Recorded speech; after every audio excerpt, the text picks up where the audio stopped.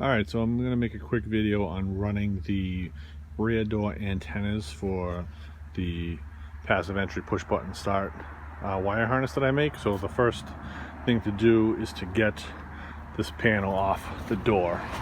So this piece here is going to pop right off. You're going to use a trim tool to pop out this switch, and then it's a connector, disconnect it.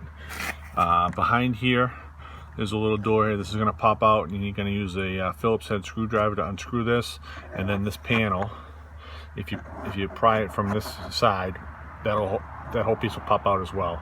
And then you're going to have, I think there's about 5 of these little plastic screws. They're T20 Torx bits. They're going to come off. After that, you should be able to kind of just pull right up on the door and pull it off. And then the only other thing is to disconnect the wiring. So again, over here, so you have this rubber seal, and it's got these little T-clips on here. So typically what I do is I disconnect it, give a little room, because we're going to pull this wiring through here. And then there's 2 T20 screws here and here. Typically for that one, for the doors, I have a screwdriver, right, and I use this. There's not a lot of room in here, so for this one I have a socket attachment to get into here. And then the last thing we want to do is disconnect the wiring and pull this piece out here. So I've already kind of pulled back this rubber a little bit. It's a pain in the ass, but once you get the rubber out, the other thing that I do is I disconnect this from the other side inside the vehicle. So this B-pillar panel pops right out. You just pull on it, it'll pop right out. It does tuck underneath the scuff plates in the front and the back. So if you pull these up, it'll give you enough room. You can pop this whole piece right out. And then the connector on the back side here, you can disconnect it. And once you have that disconnected, right, you have the rubber pulled back, there's a tab on the top and on the bottom of this connector, there's a little housing. So typically I go in there with like a flathead screwdriver, press on it, boom, comes right out. So I'm just gonna pull the door panel off and we'll continue from there. Once this piece is out, we need to run the wiring through this boot. And in order to do that, you have to unlock this connector. So I've already done it. I'll show you here. This is the piece. This is, if you look down in the connector like this, you'll see this piece in there. And it's a little tough to unlock, but if you see on the sides here, these little tabs, what you have to do is push them away from the connector and then push them down, both of them, and it'll slowly work this piece forward until you can get in there and just pull the whole piece right out. You don't have to pull the whole piece right out, as long as you know you definitely unlocked it a little bit. The next step is literally just feeding my wiring through. So typically what I do is I grab myself, I have a little coat hanger piece. So what I'll do is I'll feed the coat hanger through the boot, so it's coming out both ends. And the end closest to the connector, what I do is I will tape the connectors. Okay, so I grab the harness, I take my 2 connectors and I tape to the end of this, and once it's taped together, I slowly pull the wiring through towards the connector with the terminal ends. Once it's through, untape it. Then I have my terminal ends right over here, and I basically find 2 open positions. Right, there should be a few. It doesn't really matter what you use, as long as you match up to the positions that you pin to on the cap side. You want to make sure you're matching up the colors in the same positions, and you're going to drop them in. Again, you know, when you're pinning these, they only go in one direction, and it shouldn't take a lot of force to push them in. So if you're having trouble dropping them in, they're not going all the way, I recommend pull it out, flip it 180 degrees, just turn it 180 degrees. You might be doing it again upside down, and try pushing it in. It shouldn't take a lot of force to get these in, and once they go in, you'll hear a click, so you'll know that it's pinned properly. So what I'm going to do now is I'm actually going to fish the wiring through, and I'll do some pinning.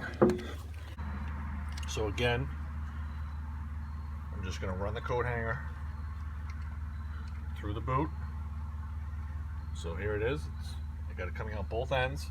Now I'm going to tape the terminal end of my harness to this end of the hook, the coat hanger. So I got a little extra tape here.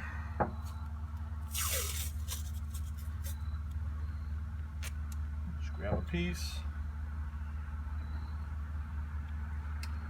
Got my terminal ends here. Typically what I like to do is I just start on the coat hanger first, just so I know the tape is secured on the hanger, and then I'll take my terminals.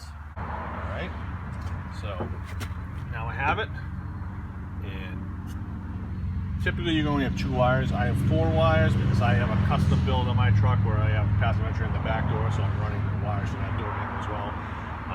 So my harness is even thicker than what you're going to probably have, and it's still, you may think it's not going to go through the boot, but it should go through the boot.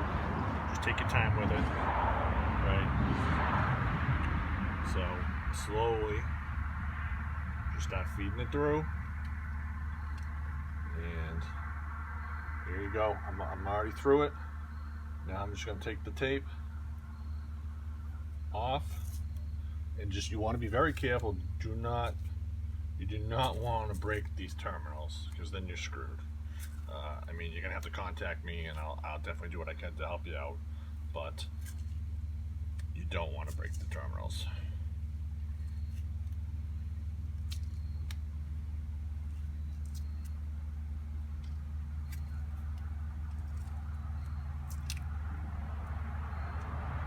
So there we go. I'm good. Alright, I got my terminal ends, and I want to make sure I don't screw this up. So typically what I'll do is I'll go back and look at the cab side connector just to confirm the positioning that I need to pin to for the colors. So if I look on here, and I don't necessarily look at the actual numbers, I'll look to see what color wires they're pinned next to.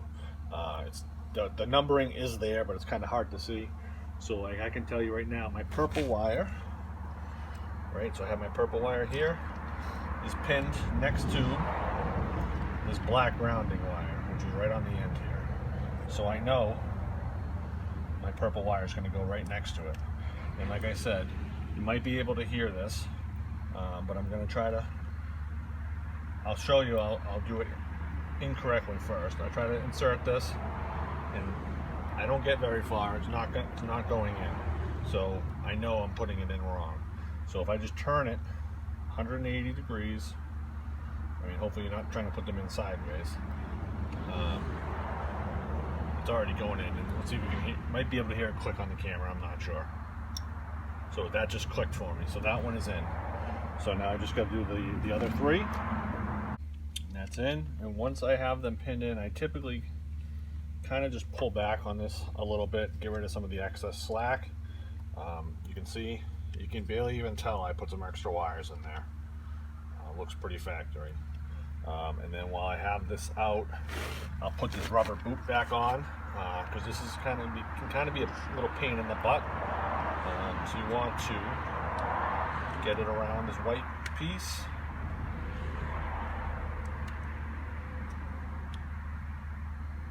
See, I'm already having trouble with it. It's a pain. It can be a pain sometimes.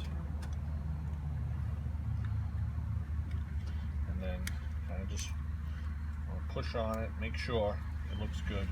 So that's fully seated in for me, so that's good.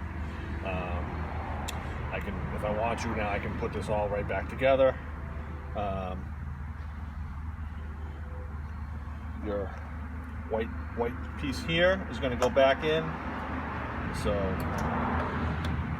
take your wiring. Again, it's got a little tab on the top here. It slides into, there's a little spot for it to slide into, and then you're going to push it down, and the top should lock in over here on both sides. So that's back in now. So like I said, this, you can kind of just feed this back through. Sorry, actually what you want to do, I always seem to forget, is probably throw a little bit more tape on here that you took off. If you saved it, you can reuse it. If you didn't save it, just some basic electrical tape, you can put that on there. And then you'll have your connector for your antenna. So this is going to go, your antenna goes right here. For a crew cab, it goes right here, right up above the speaker. You'll see there's two little mounting spots that will match up perfectly for the mounting tabs on the antenna. So just use the self-tapping screws that I provided, put them in right here. There's actually even a little spot here to kind of hold the wiring. So what you do is, once you have it in, take the connector, pop the connector on. There's a little red tab on the connector. If you push this tab forward, that locks this into place. So you won't be able to disconnect this until you push that little, it's called a TPA lock. And once you push that back, then you can disconnect the connector. But connect it, drop the wiring in. What I like to do typically is, I think I provide some zip ties, just kind of zip tie this wiring to the existing door harness wiring. Just, get it up out of the way. And that's really it. Like I said, put everything back together, put the door back on, and that's it as far as installation for the antenna, the rear antenna. I will mention for quad cabs, the antenna location is actually behind this door handle. So if you look behind there, you'll see this mounting spots for the antenna. And I make the wiring a different size to reach that location. Again, any questions on anything, just let me know.